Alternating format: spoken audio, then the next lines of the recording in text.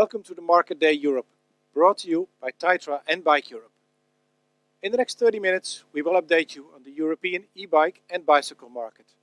We will talk with industry leaders on the impact of Corona on the e-bike and bicycle market. My name is Jan-Willem van Schaik, Editor-in-Chief of Bike Europe.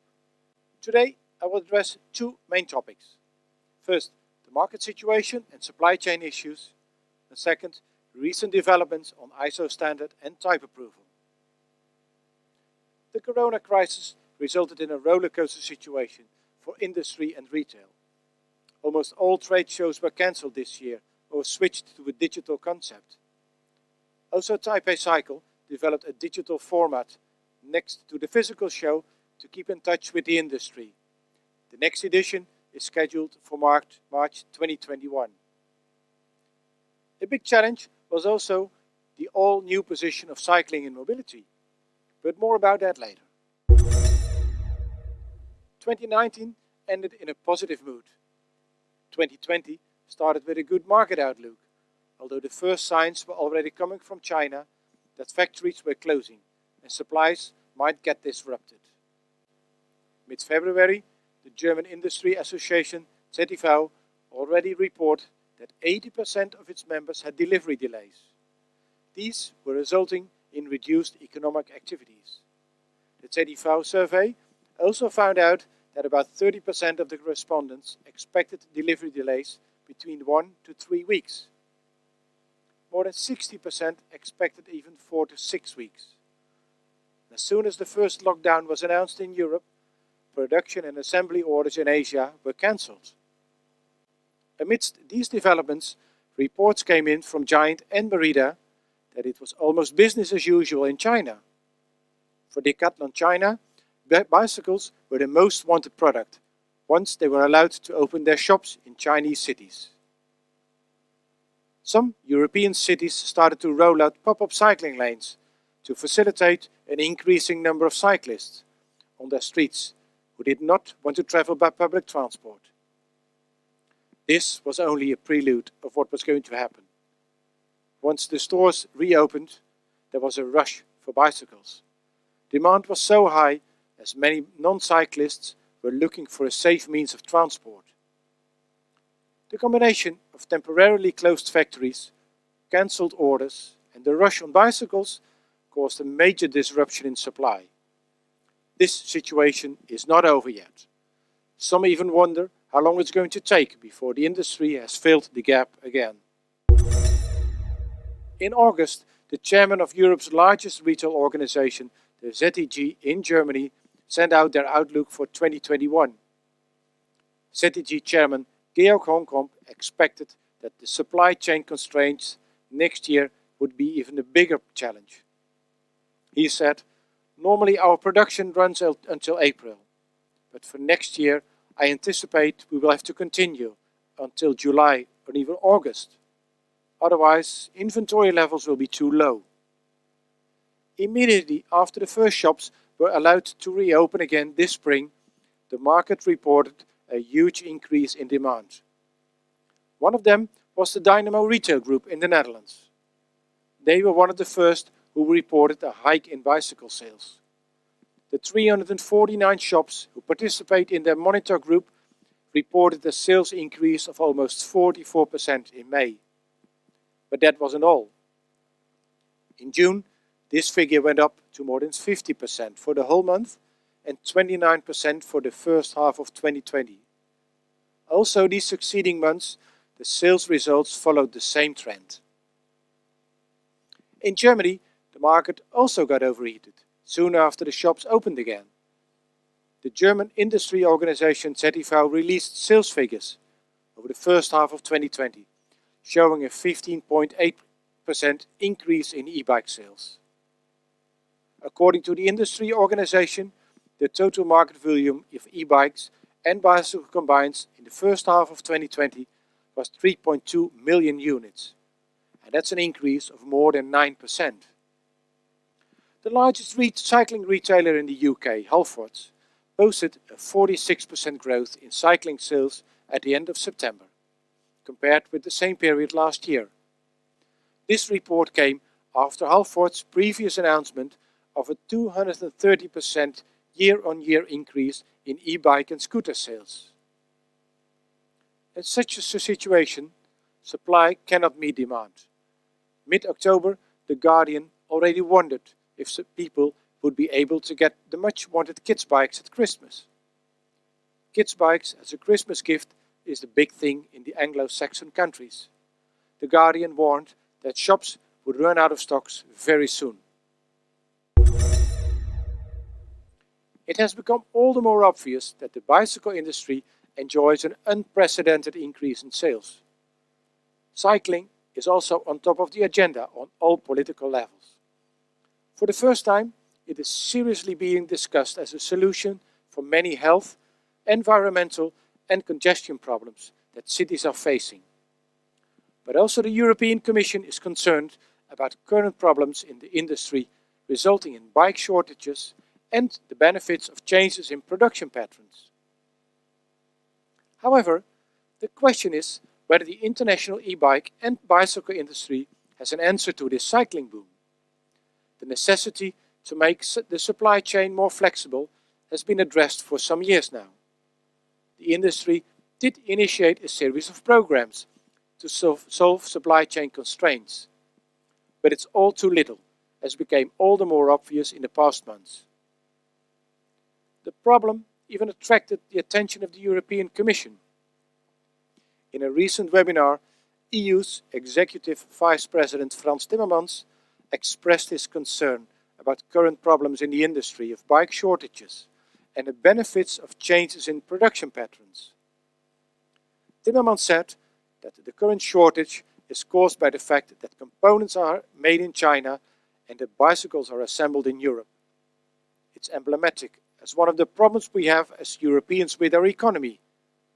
Timmermans stressed to say that he is not a protectionist, but Europe should be able to build not only its own e-bikes, but also batteries. Who else can give us a better insight in the current e-bike market than Claus Fleischer, CEO of Bosch e-bike systems? Hello Claus, welcome to the Market Day Europe. Hello Jan Willem, thanks for having us today. What was the biggest challenge for Bosch e-bike systems during the Corona crisis? Yeah, I would say we had three challenges and we still have them. One is our team. Second is the uncertainty in the industry. And number three is the supply chain situation overall. So for the teams, it was difficult. And now with the second lockdown, we are facing the situation where we have to protect our staff, where we hope that everyone is safe and healthy. But it's difficult then for the working environment and also for the social kit in the teams because we communicate with digital tools. So we try to bring our teams back into the office, but only with a lower number. So that's challenging for the teamwork. Then second, for the industry, there's still a lot of uncertainty. After the first lockdown in April, May, and then the opening up of the bike shops, everyone was hoping to sell through. And now that the pipeline and everything is the storage is empty, so everyone hopes that we can now fill the pipeline. But when it comes to placing orders and forecasting for the next year, there's a lot of uncertainty. And that has, number three, an impact on the whole supply chain situation. We were lucky that we never had a supply chain interrupt. We hope so that this will remain also for 2021, for the next year. But it's a lot of management tasks that we have on our hands with our logistic team. So these are the three biggest challenges. On earlier occasions, you gave a forecast on the expected market share of e-bikes in Germany. In 2015, you still expected an e-bike market share of 33%, which you adjusted a few years later to 65%. And in view of the current market situation, what do you expect in terms of market share and sales volume in Germany? Yeah, I think what I said that in the near term, every second new bicycle sold could be an e-bike, and I think we came from 1/3, and somewhere we said 2/3. I think overall we can confirm this trend as in Europe the sales of new e-bikes is still increasing year over year, and with that also the share of e-bikes in the market is increasing. As we see this positive momentum out of Corona, and even with the uncertainty if there next year maybe with private insolvencies or smaller businesses having financial issues, we have to monitor closely if there is enough disposable income in the market and if there is enough willingness to pay. But overall, I would say we are in a healthy market environment. And despite the boundary conditions, I would still confirm that every second bike in the near term and then in the long term, 2 out of 3 bikes will be an e-bike. Okay. And the market for e-bikes in other European countries has changed drastically in the past months as well. What is your forecast for the European e-bike market in market share and sales volume? Yeah, that's a good thing. As initially we saw the core markets were Germany, Austria, Switzerland, the Netherlands, and now the other markets around are developing quite nicely. I call it always like in concentric cycles around these core markets. So we see Italy, France, UK, Scandinavia, also Eastern Europe are more and more interested in e-bikes. And now it's a question what these markets are also investing into the conditions of the market, like infrastructure. People, if they want to ride a bicycle, they want to ride in a safe environment, which means we need more cycling infrastructure also in these countries and have to take care about safety. And also how they communicate and advertise an e-bike as an alternative mode of transportation, where in the Netherlands and Denmark and Germany, this is already given, also culturally given as a cycling culture. And hopefully in the other countries, we see more of that. And I would say it's a positive development that we also support from our side.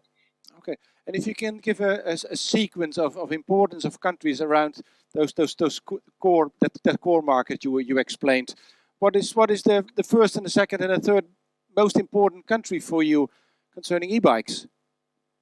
I would say France, UK, Italy, yeah, and then Scandinavia. These are the markets which show right now also the highest momentum from market development yep. and demand. Product availability has been a major issue in the industry since sales took off immediately after the first Corona peak in spring. According to industry insiders, product availability will be a bigger problem in 2021. What is your comment on that? Yeah, we hear the same, what you are saying, as we are in close contact with our customers, the OE manufacturers, and we also follow the supply situation. And as there was a very dynamic behavior in the second and third quarter with cancellation of orders, then increasing orders again, there is a high level of uncertainty. And if you have a change in your orders and then down the supply chain, it can come to an interrupt. And if you then place a lot of orders, because we have to fill now the pipeline because every store was empty and all the stocks were empty. And in addition, we foresee higher demand even for the next years, as we just discussed, coming out of the market. If this all comes together and you have capacity limits in the factories, and this is mainly what we hear in Asia for mechanical components like frames and brakes and forks and internal gearing hubs, if they come to a shortage of supply, this can limit the growth potential in the market for sure. So on our side, hopefully, we can say that we don't see a shortage on our side. We made our homework the past 2 years, so we have invested a lot in our production capacity and our logistic capabilities. Have worked intensively with our supply base. I would say never. There can always be one component or one electrical part that is not available in the short term. But I would say 2021, we are fully staffed with capacity. We have a high inventory in all the breadth of our portfolio to be available, to be capable to ship what is demanded. I think the shortage will come from the mechanical components. Okay. And do you think, as a leading supplier for the e-bike assemblers, that they are anticipating adequately to the new market situation? Yes, I would say so. Everyone is observing the market and is also taking developments very seriously on their side. And I would say the industry, when we discuss with our OE partners, everyone is planning in scenarios like prepare for the best. If the market grows nicely, as we just stated, coming out of the market, the momentum, then we have to have the installed capacity to support that. On the other hand, what can happen in a lower level scenario if there are economic impacts due to coronavirus, due to the second or third wave lockdown, then we have to prepare that maybe on a shorter notice the demand is not that high because of a lack of disposable income. And I think between these two scenarios, the reality will kick in. We on our side, we are prepared, and we discussed this with our customers to support their production. And I think they made their homework and placed their orders for all the other mechanical components in a way to support higher growth. Okay. And what has been the impact of the cancellation of the trade shows this year? I would say in the short term, for only 1 year, it is okay because we found other ways to communicate now that we have all those nice digital tools and platforms. I think for 1 year you can overcome a situation where you have no direct personal interaction and social contact. I would say we can live for 1 year without a Eurobike. We could also live with 1 year without traveling to Taiwan. We have our Taichung office, and so basically in the industry center of competence, everyone can meet and visit and talk, and the rest we do over digital tools. But I would say for the next years to come, we have to find new ways and platforms where the industry can come together with all their partners. Because it's just a different way of brainstorming and discussions and having new ideas and sharing experiences. Digital tools are nice, like what we do today, but I think we are all social human beings and we need the interaction. So I hope for more live events again next year. Okay. And maybe it's a bit too early to talk about, but will the e-bike industry prosper from the corona crisis in the long term? Yeah, it's difficult to say something prospers from a crisis, but sometimes a crisis helps. In this case, I would say COVID-19 was hitting an already stable growth of a healthy market.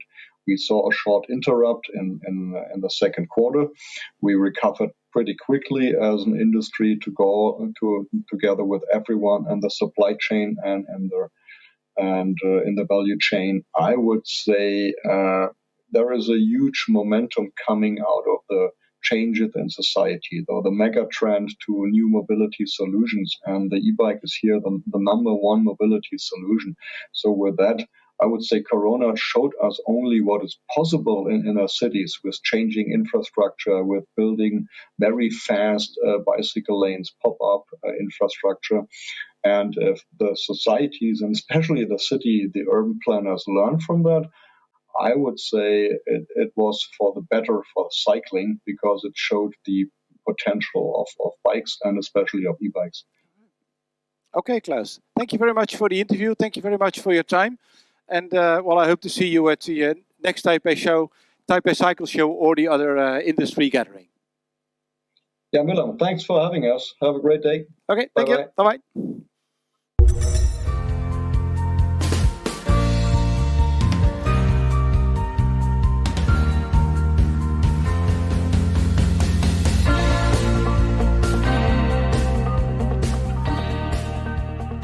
Hello everyone, welcome to Taipei Cycle Show Market Day event. I'm Andrea Wu, the show manager. 2020 has been a challenging year for all in our industry. Luckily, this industry demand has been strong. So as part of finding new ways to make business easier, in 2021, on top of Taipei Cycle Physical Show, we will hold Taipei Cycle Online Edition, a new virtual show platform, and it will last for the whole month of March. We plan to use the online show and physical show in partnership to push boundaries and find new ways to overcome the limits of distance and time zones to facilitate communication and business activities, as well as to give more exposure to our exhibitors' products. Now, allow me to introduce our planning of Taipei Cycle Online 2021. Our concept of this online platform is a virtual show alongside a physical show.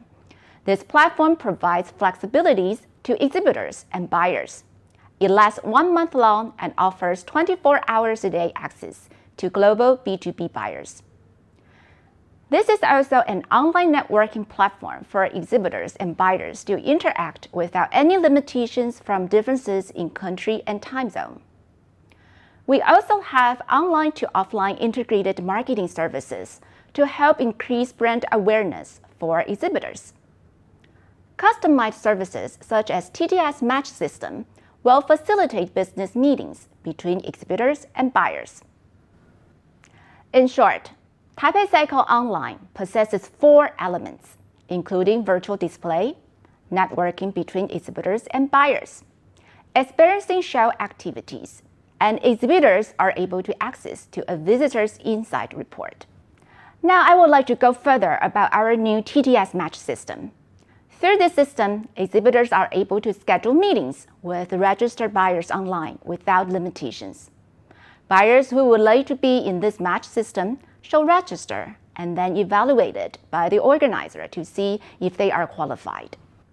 We also offer exhibitors a visitor's insight report with detailed information on view counts of products, number of messages, and also booth traffic.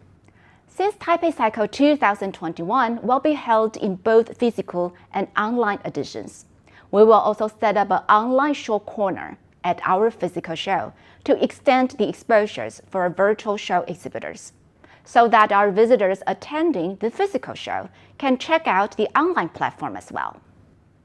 This platform welcomes exhibitors worldwide, and if you are interested in participating in a country pavilion, you may contact our branch offices in Milano, Korea, and Japan.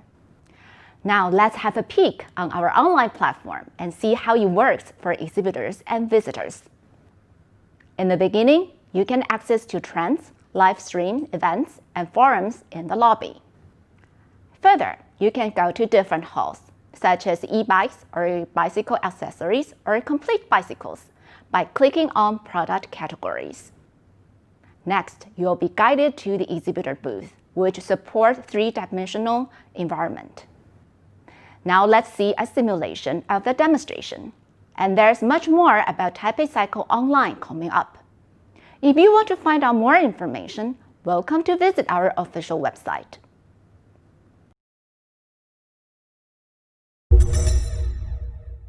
Recently, the Portuguese industry organization Abimota reported 500 direct jobs have been created in the industry since the start of the pandemic. Secretary General of Abimota, Jill Nadais, expects the industry to expand further next year. Last year, Portugal became the largest bicycle producer in the European Union. Some 2.7 million e-bikes and bicycles were made here. That's a quarter of the total production of the EU member states. According to Abimota, the total production value of the bicycle industry exceeds 400 million euros last year. That was up 22% compared with 2018. This year, the industry had to close its doors at the beginning of the pandemic. However, by August, they were already up to the same output as in 2019. So it's not a surprise that Jill Nadais expects that by the end of this year, the total number of e-bikes and bicycles will be higher than last year. Do we see the same kind of development in other European countries? Our next guest is the chairman of the Confederation of the European Bicycle Industry, CONEBI, Erhard Buchel. Hello, Erhard. Thank you for Hello. participating in Very this nice. interview. Hello. Hello, nice to talk to you and to see you healthy. Okay, nice to see you healthy as well. Okay. What was the biggest challenge for the European e-bike and bicycle industry had to face during the Corona crisis? Well, the biggest challenge that the industry was facing during the Corona crisis was the stop and go due to the COVID outbreak. First of all, factories were closed for several months, as we all know. And then once they opened, then the consumer demand increased so much, right, that nobody really thought how to deal with it. We can say that the first half of 2020, the European demand had increased by around 50% in comparison with the first 6 months of 2019. Okay. As a result of the Corona, a lot of people decided to start cycling for the first time as a safe means of transport. How was that reflected in European e-bike sales? I think the European e-bike is reflecting the spirit of a mobility that is changing. If you look at the figures, 2 years ago, sales of e-bikes amounted to approximately 2 million units. In 2019, we had already 3.5 million units. And we forecast that in 2025, in the EU, around 7.5 to 8 million e-bikes will be sold. E-bike production in Europe will increase as well, because the bulk of the e-bikes sold in Europe is produced in Europe, and around 1 million units will be probably imported from outside the EU on a yearly basis. In the meantime, let's not forget about traditional bicycles.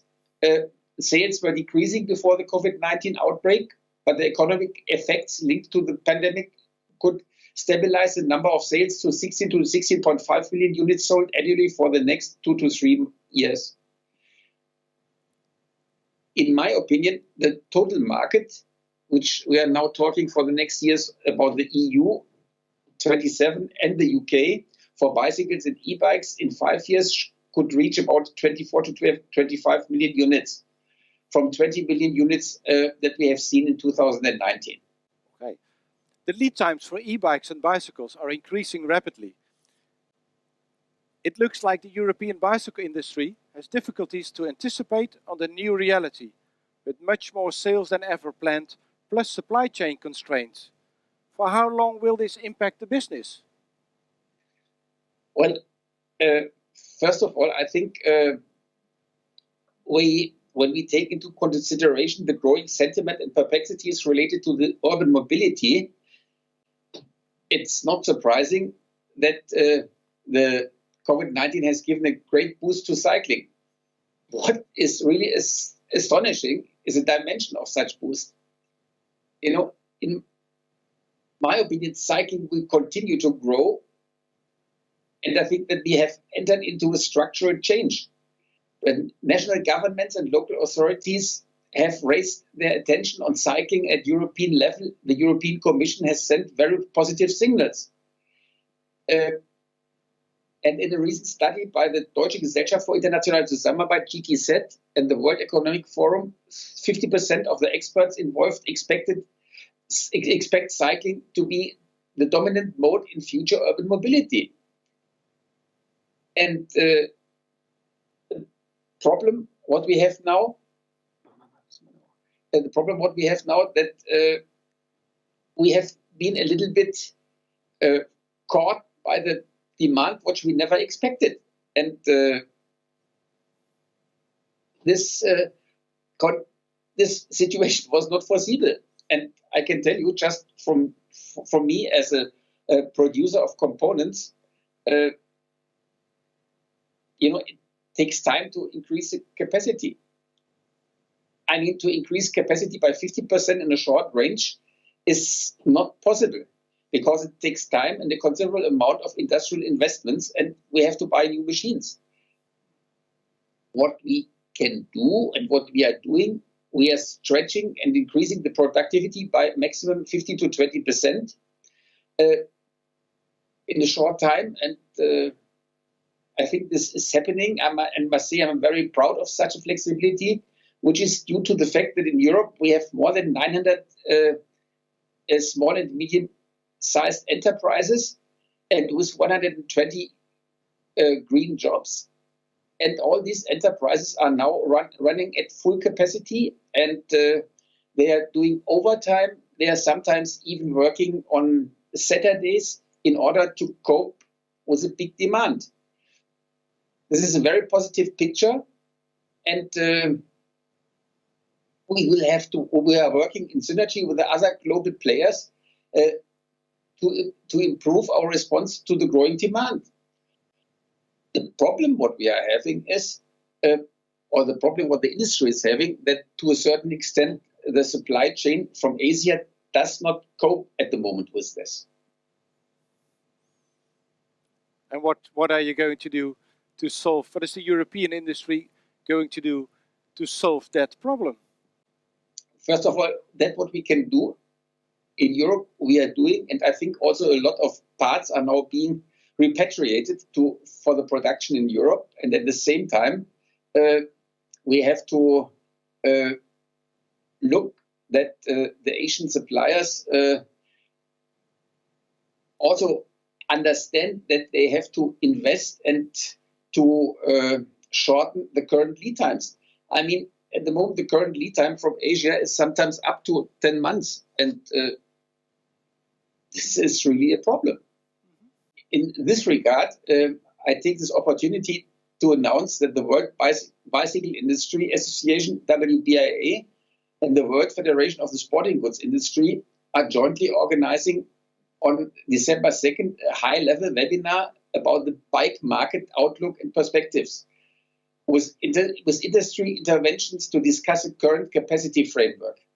As president of WBIA too, I'm very glad that the event will be supported by CONEBI, by ECF, by CIE, and by People for Bikes from America. When discussing the European e-bike market, ISO standards and type approval are important issues. The existing ISO 4210 safety standard for bicycles was supposed to be extended with a new paragraph on e-bikes. On the 1st of September, ISO officially published this Part 10, but not as a standard. This new technical specification still includes the safety requirements for electrically powered assisted bicycles, or eBikes, but it does not have the same status as a standard. We go back to our guest Erhard Buchel, the chairman of CONEBI, about the recent development on ISO standard and type approval. Welcome back, Erhard. Last September, the ISO published the long-awaited chapter on e-bikes of ISO 4210. It turned out to be a technical specification only. The industry would not be able to agree after 2 votings. What was CONEBI's position in this discussion? CONEBI supported the overall objective of the ISO committee to obtain a worldwide standard for e-bikes and is following the ISO work via its national associations.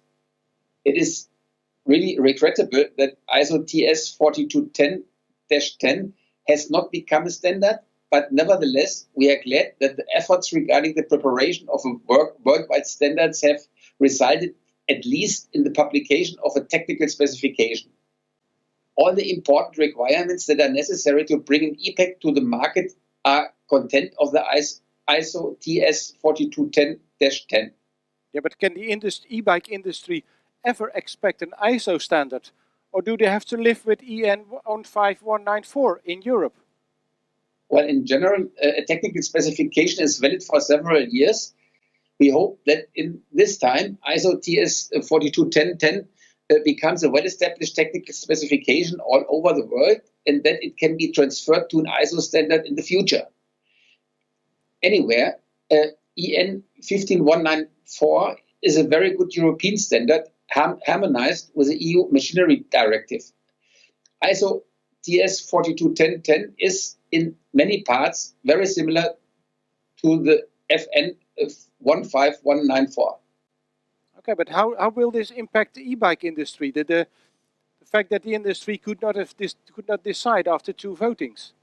Well, if you talk about Europe, we will continue with the European standard. the existence of standards is important to have products with high safety levels on the market.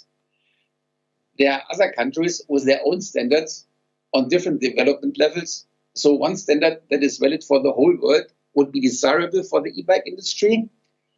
But even if there are different standards in different regions or countries at the same safety level and contains tests with the same intentions, there is still the possibility that the test requirements are different. This leads to the fact that the same or similar tests have to be performed several times, increasing effort and costs for the manufacturer. This could be simplified with a worldwide standard. Moreover, a global standard would represent a reference for countries in which the e-bike is a new developing product. The European Commission recently also announced a review of Directive 168/2013, which includes the type approval of two-wheeled vehicles. This might have an impact on e-bikes as well. What is the position of CONEBI? CONEBI is in regular contact with the European Commission on the topic, and our message is very simple. First, e-bikes up to 25 kilometers assistance and 250 watts should continue to be legally classified as bicycles. The classification of this kind of e-bikes as motorcycles would end the e-bike market in Europe. So second, CONEBI and its national associations are putting lots of efforts to explain the European Commission why that type of e-bikes should continue to be excluded from the scope of the future EU type approval legislation. And third, a concern by the European Commission is temporary, as well as the illegal modification and use of the assistance speed. CONEBI is against that, and I'm glad the message is circulating thanks to the communication of our national associations. And we see also first results that some products are changed or taken away from the market. And what could be the impact of on the e-bike on the e-bike industry? And when do you expect this new regulation? First of all, I have to say that if the e-bikes are included in the scope of the EU type approval regulation, there would be huge repercussions for both consumers and the industry. Basically, it would bring to the end the e-bike market as it is today. From millions of units sold on a yearly basis, we would go to a few thousands. Basically, the end of a booming phenomenon. The investigation by the European Commission on e-bikes is going on now, and final recommendations will be shared at the beginning of 2021. That will be just the beginning of a legislative proposal to include or exclude e-bikes from the revision of the EU type approval legislation, which is intended to be finalized by the European Commission before 2023. So we as CONEBI, together with our national associations and supported by ECF and CIE in Brussels, we are working really very hard on this fundamental topic for the bicycle industry. And I really must call on companies that are not involved in our CONEBI e-bike working group to join us in this fundamental advocacy battle to preserve the role of e-bikes as bicycles. Because if you look, for example, in Germany we had the Mofa, which was a moped which also was running up to 25 kilometers. And then when for the Mofa was introduced that you have to wear a helmet and that you have to have a license, this was the end of the Mofa. And this should definitely not be happening to the e-bike, because the pedelec is very important for the solution of our future our future traffic inside the cities, and we really have to count it. We cannot stop it because of something like this. Under the new lockdown regime in Europe, the situation differs per country. In Belgium, for example, bicycle shops are closed and can only be visited by appointment. In England, bicycle shops are exempted from the lockdown. In Germany and the Netherlands, shops are open, as long as they can observe enhanced hygiene requirements. We'll have to wait and see how the situation develops. Thank you for joining us today.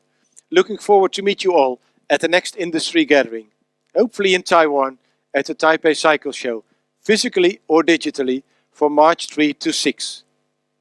In the meantime, stay informed and check the market reports on our website www.bike-eu.com.